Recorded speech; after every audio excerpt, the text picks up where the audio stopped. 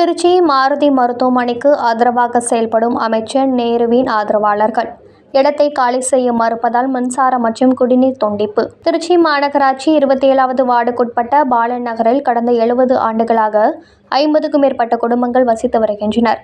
இந்த பகுதிக்கு அருகே அமைச்சர் KN நேருவின் உறவினருக்கு சொந்தமான மாருதி மருத்துவமனை இயங்கி வருகிறது. தற்போது இந்த மருத்துவமனையை விரிவுபடுத்துவதற்காக அருகில் உள்ள அனைத்து இடங்களையும் மருத்துவமனை நிர்வாகம் கையகப்படுத்தி வருவதாக கூறப்படுகிறது. இந்நிலையில் மருத்துவமனை அருகே ஒரு சிறிய பகுதியான பாலன் நகர் பகுதியை கையகப்படுத்தும் போது அப்பகுதியில் குடியிருக்கும் பொதுமக்கள் தர மறுத்துள்ளனர். இதனால் அமைச்சர் நேருவின் தூண்டுதலின் அடிப்படையில் இப்பகுதியில் மின்சார வசதி, குடிநீர் வசதி, சாலை வசதி அனைத்துமே மாவட்ட நிர்வாக அதிகாரிகள் துண்டித்துள்ளனர்.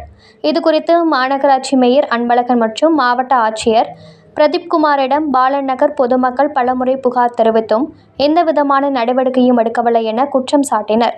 குடிநீர் வசதி, மின்சார வசதி போன்ற எந்தவிதமான அடிப்படை வசதியும் இல்லாமல் பெண்கள், குழந்தைகள் மிகவும் அவதிப்பட்டு வருகிறோம். திருச்சி மாவட்ட அதிகாரிகள் அனைவரும் அமைச்சர் நேருவின் தூண்டுதலின் பெயரில் எந்த ஒரு வசதியும் செய்து தராமல் எங்கள் பகுதியை முழுமையாக புறக்கணித்துள்ளனர்.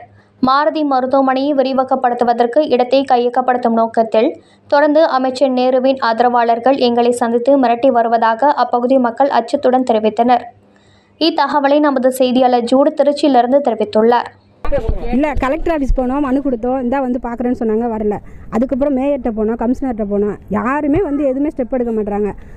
நாங்களும் என்னென்னமோ பண்ணி பார்க்குறோம், யாரும் வரமாட்டாங்க. இவ்வளோ பண்ணுறது எல்லாமே இவர் தான், மேயர் தான் பண்ணுறாரு, வேறு யாரும் பண்ணலை. எங்களுக்கு இப்போ தண்ணி வேணும். நேரை வச்சு மேயர் தான் மேயர் யாருமே உண்மையாக இல்லை, எல்லாமே இதாக பொய்யாக தான் இருக்காங்க. உண்மையாக யாருமே இது பண்ணலை.